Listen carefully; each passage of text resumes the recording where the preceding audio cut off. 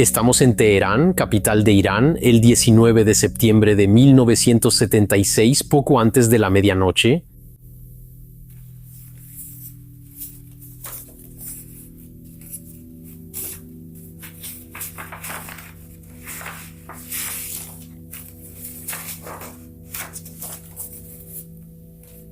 El general Yousefi, a cargo del aeropuerto de Miramad, recibe cada vez más llamadas.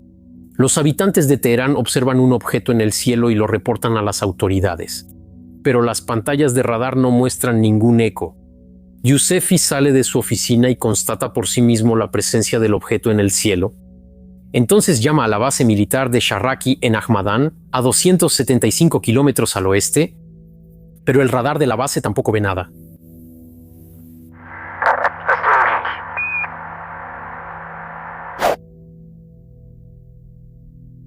Por lo tanto, pide que envíen un caza para hacer un reconocimiento. En ese momento es la 1 de la mañana. El teniente Yadi Nasseri despega en su McDonnell Douglas F-4 Phantom acompañado por un oficial de armas en el asiento trasero y luego pone rumbo a Teherán. Pero al llegar al lugar y mientras se dirige hacia el objeto, el F-4 sufre una interferencia. Nasseri se queda en la oscuridad. Radar, aviónica, radio, todos los sistemas eléctricos de la aeronave se apagan al mismo tiempo. Incapaz de continuar su misión, el piloto da la vuelta y apenas su actitud se vuelve menos agresiva hacia el objeto, todos sus instrumentos se encienden. A la 1:40, un segundo, F-4 despega, pilotado por el teniente Parviz Jafari. Cuando él también llega cerca de Teherán, intenta obtener contacto de radar con el objeto y fijarlo. El instrumento indica una distancia de 27 millas náuticas, es decir, aproximadamente 50 kilómetros, y la firma de un KC-135, los aviones de reabastecimiento estadounidenses. Excepto que un KC-135 no se ilumina como un árbol de Navidad. De hecho, Jafari indica en su informe de misión que el objeto emitía luces estroboscópicas azules, verdes, rojas y naranjas tan rápido que parecía que todas parpadeaban al mismo tiempo. El F-4 entonces persigue al objeto, cuando de repente Jafari ve una luz cruzar el cielo. Hacia él, un misil. Entonces inicia de inmediato una maniobra de evasión y decide responder con un misil Sidewinder guiado por infrarrojos. Subtítulos: France TOTU Access. Pero cuando activa su armamento, él también sufre una interferencia de origen desconocido y se queda a oscuras. Y mientras sigue la zona, puede ver a lo lejos cómo el objeto que lo perseguía regresa a la nave nodriza. Unos instantes después, otro objeto salió de ahí y se dirigió a toda velocidad hacia el suelo, emitiendo una luz lo suficientemente intensa como para iluminar los alrededores a varios kilómetros a la redonda. Jafari, con su avión averiado, decide aterrizar en Teherán, que está muy cerca, en lugar de regresar a Ahmadán, que está a casi 300 kilómetros de ahí. Y mientras regresa al aeropuerto, sus instrumentos vuelven a funcionar. Al día siguiente, el teniente Jafari y su oficial de armas llegan en helicóptero a la zona donde creen haber visto aterrizar el objeto, pero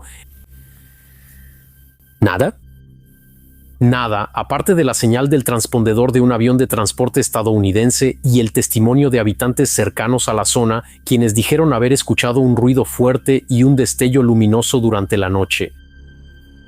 Esto es lo que comúnmente se llama el incidente de Teherán, uno de los casos más importantes de encuentros con ovnis. Se tomó aún más en serio porque fue experimentado por personal militar entrenado y respaldado por documentos clasificados que fueron revelados tras una solicitud, gracias a la Ley de Libertad de Información. Sin embargo, estamos en Astrono Geek, el canal que te explica desde hace años que un ambiente misterioso y una música inquietante no son argumentos. Y de la misma manera, lo que acabas de escuchar, como diría mi amigo Sam, esa era la versión convincente. El problema de una historia, cuando la cuentan personas que quieren ver en ella un fenómeno extraordinario, es que van a resaltar los elementos que parecen extraños, para tratar de convencer a quienes la escuchan de que realmente lo es. Pero, ¿y si echamos un vistazo a los elementos que muy a menudo se omiten cuando se cuenta esta historia? Para empezar, hay algo que podría parecerte un poco extraño. ¿Qué hacen los iraníes con aviones de combate estadounidenses? ¿Y cómo es posible que tengamos tantos detalles sobre esta historia? ¿Por qué la encontramos en documentos desclasificados gracias a una ley estadounidense si se trata de una historia que concierne a la Fuerza Aérea iraní? Bien, porque estamos en 1976. Hoy en día, la República Islámica de Irán es el enemigo jurado de Estados Unidos, pero en 1976 estamos 3 años antes de la Revolución Islámica y el país todavía se llama el Imperio de Irán. En esa época, el Shah, sí, así es como llamamos al emperador de Irán, es un aliado de Estados Unidos que lo ayudaron a obtener el poder para hacer frente a los soviéticos y a los islamistas. La corrupción del régimen y los excesos de su servicio de seguridad interna van a crear una oposición creciente, hasta llegar a manifestaciones y luego disturbios. El Shah se niega a dar una respuesta violenta que podría salirse de control, pero como la policía no dispone de armas no letales como gases lacrimógenos o cañones de agua, los disturbios se desbordan y terminan siendo reprimidos con sangre. Es el Viernes Negro. Todo esto degenera en una desestabilización profunda del país. El Shah parte para ponerse a salvo en Egipto, pero esta partida será finalmente un exilio. El Ayatollah Khomeini toma el poder, instaura la República Islámica y frente a eso,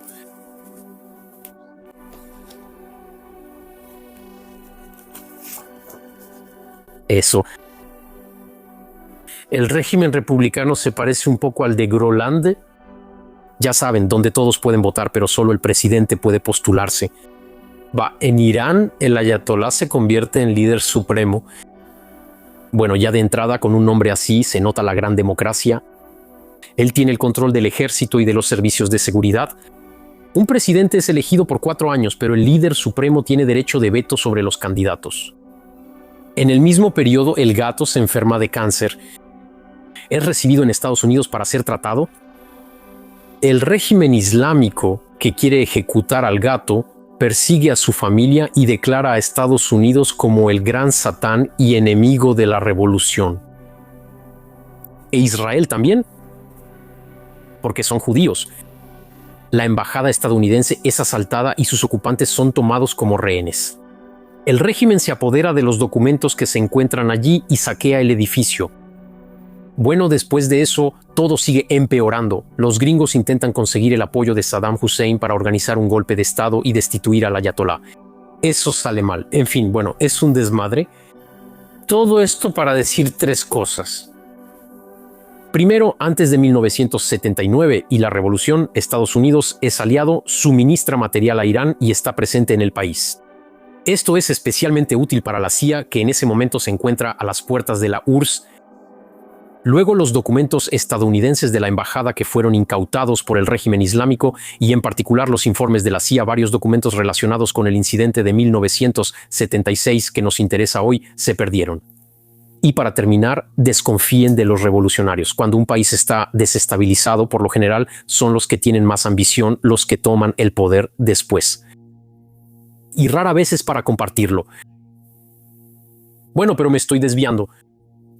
Así que tenemos algunos documentos desclasificados y en general cuando un documento está clasificado es porque contiene cosas jugosas. En 1976, Irán dispone de 225 McDonnell Douglas F-4 Phantom vendidos por Estados Unidos y Estados Unidos mantiene una relación estrecha con el ejército iraní. Tras este incidente, el ejército iraní invita a un responsable de la Fuerza Aérea de Estados Unidos para hacer un informe. Es el teniente coronel Olin Moy. Las notas tomadas por Moy no se consideraron lo suficientemente sensibles como para ser clasificadas y se publicaron poco después en una revista estadounidense de ufología. Pero además de esas notas, el teniente coronel redacta un artículo en el boletín trimestral del Servicio de Seguridad de la Fuerza Aérea de los Estados Unidos. Ahora bien, este servicio requiere autorizaciones de seguridad. Así que el boletín está clasificado por defecto. Quiero decir, haya o no información sensible ahí, para no tener que hacerse esa pregunta, el boletín está clasificado por defecto. Y entonces, cuando se pidió la desclasificación de este último en 1981, todo lo que contenía era, pues, lo mismo que las notas públicas ya publicadas, pero redactadas correctamente para hacer el editorial del boletín sobre el tema de las interferencias y el bloqueo de señales. Eso es. A menudo nos venden el fenómeno ovni diciendo que el ejército oculta cosas ultrasensibles. Pero se han dado cuenta que cada vez que logramos ponerle las manos encima, al final pues no hay nada. Bueno, pero más allá de que en esta historia no haya ningún documento secreto para enseñarnos cosas jugosas, siempre queda el relato de los hechos, que de todas formas es bastante singular. Oh no. Sí, lo siento, pero esa era la versión novelada tal como se popularizó en 1994 por un programa sensacionalista de televisión sobre ovnis. Ahora vamos a apegarnos un poco más a los hechos que realmente se reportaron. Pero antes de empezar, si todavía están aquí, puedo hacerles una sugerencia: suscríbanse. Porque a estas alturas, si todavía están viendo mi video, seguramente es porque les gusta y tengo un montón más en reserva. Así que para no perderse ninguno, suscríbanse. Así que retomemos, pero ciñéndonos a los hechos tal como se describen en el informe. Nuestra historia comienza efectivamente poco antes de la medianoche, el 19 de septiembre de 1976. El general Yousefi no recibe una avalancha de llamadas telefónicas. Recibe 4. Los habitantes de Teherán que llaman por teléfono no ven una nave ni un objeto en el cielo. Yousefi y los habitantes de Teherán que llamaron describieron el objeto de la misma manera: un punto inmóvil en el cielo parecido a una estrella, pero mucho más brillante. Ahora bien, si uno revisa las efemérides de esa fecha, se da cuenta de inmediato de la presencia de Júpiter esa noche en el cielo. Esta explicación, seguramente demasiado simplista para los ufólogos que quieren creer en la presencia de una nave del espacio exterior, fue refutada bajo el pretexto de que Júpiter no se encontraba en el lugar correcto del cielo. En efecto, Júpiter se encontraba al sur y los aparatos despegaron hacia el este. Sí, para llegar a Teherán, a 275 kilómetros al este, donde se esperaba encontrar el objeto.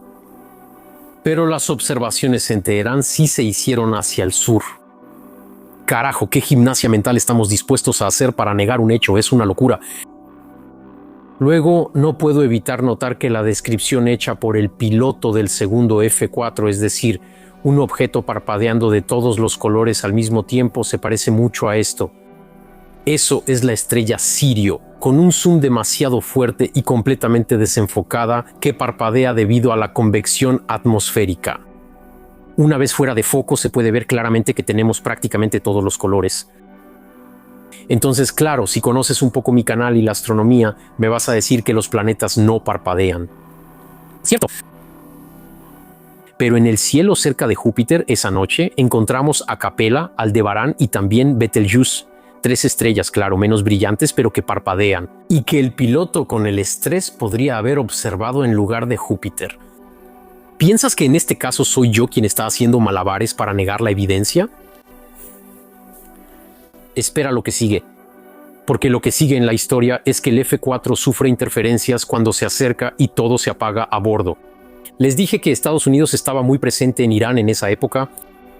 Resulta que también había técnicos e ingenieros de Westinghouse y McDonnell Douglas ahí. Durante la reunión oficial de informes, el piloto del primer F-4 Nasseri estaba ausente. Y tampoco hubo ningún informe que indicara una falla en ese primer aparato. Se indica que los ingenieros de McDonnell Douglas solo recibieron un reporte de falla sobre el segundo F-4, no sobre el primero. Entonces, una historia donde todos los aviones que se acercan son neutralizados resulta atractiva, pero una historia donde el primer piloto hace su reconocimiento, no ve nada, regresa y solo el segundo sufre interferencias ya no funciona tan bien. Sobre todo porque el segundo avión despega 10 minutos después que el primero. Entonces no es un F-4 que hace 600 kilómetros de ida y vuelta para ser reemplazado por otro porque está averiado. Son 2 aparatos que despegan casi al mismo tiempo.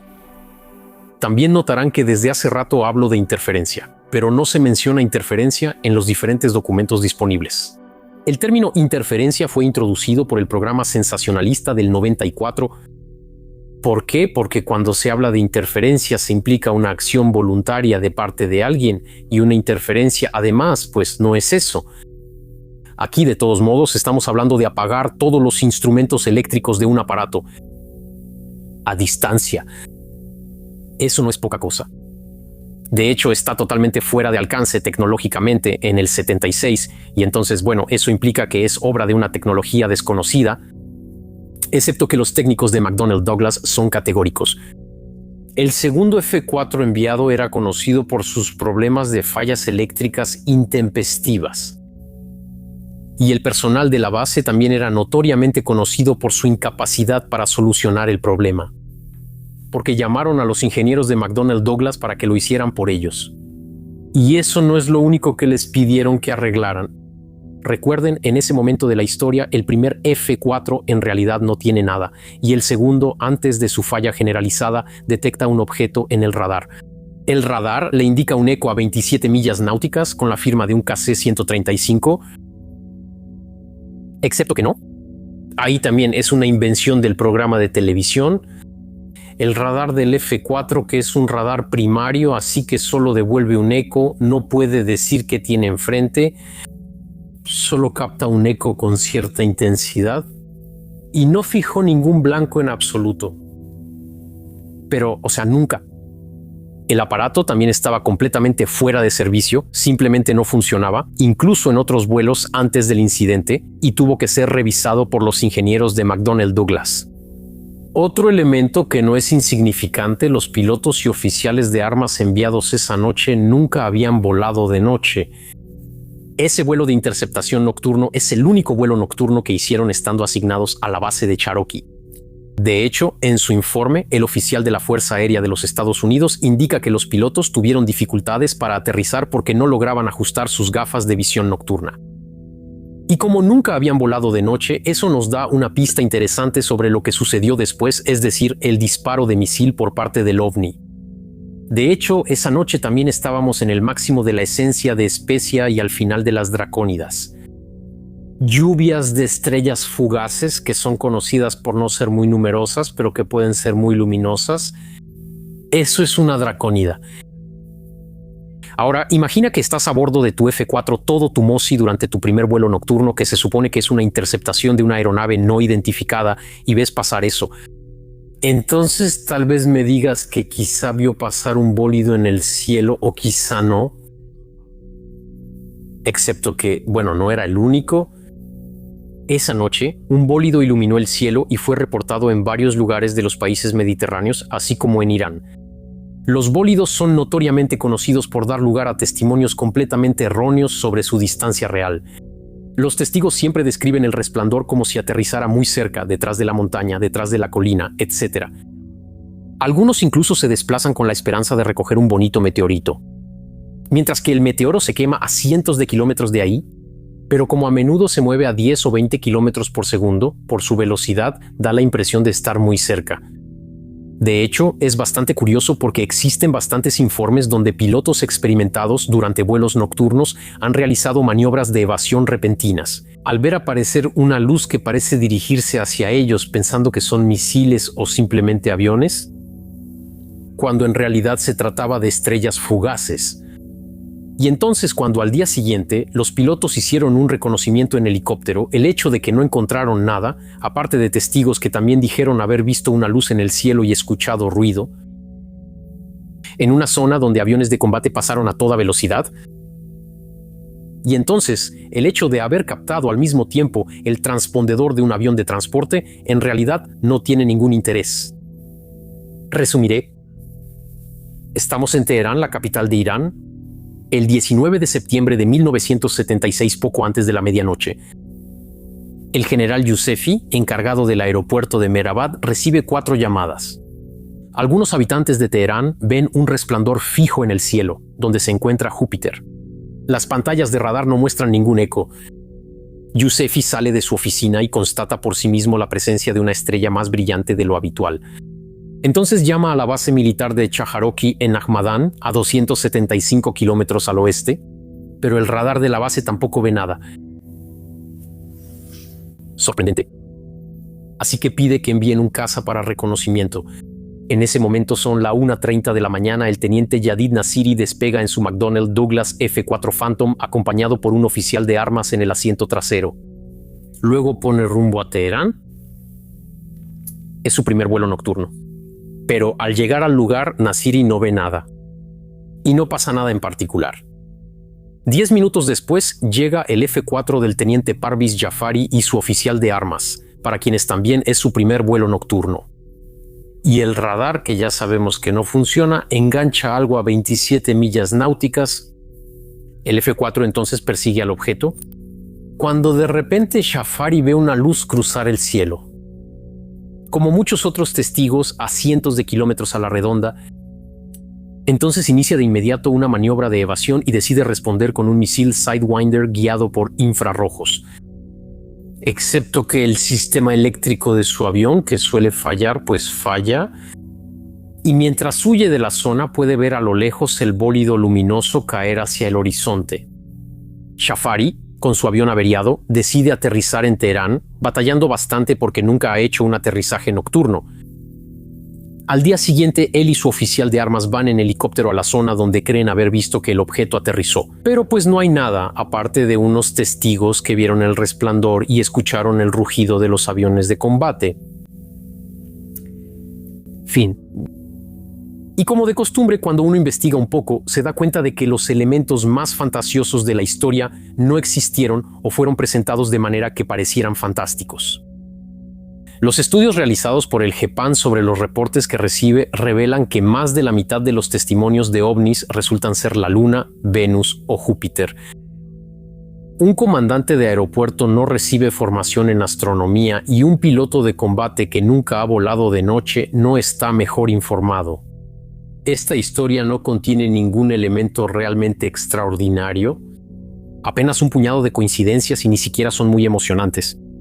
Y sin embargo, el incidente de Teherán es considerado hoy en día como una de las historias ufológicas más importantes debido a la cantidad de información disponible y al hecho de que estuvieron involucrados militares. En resumen, la receta de siempre. Si hay militares en la historia, entonces debe ser verdad. Si hay documentos clasificados, entonces debe ser importante. Si los pilotos lo dicen, no pueden estar equivocados. Pero los militares son solo personas del pueblo que se enlistaron. Se clasifica prácticamente cualquier cosa.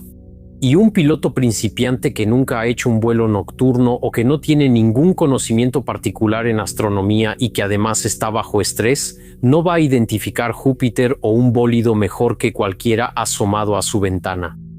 Visitas de naves extraterrestres a la Tierra, eso estaría increíble, por las implicaciones que eso podría tener sobre los viajes interestelares.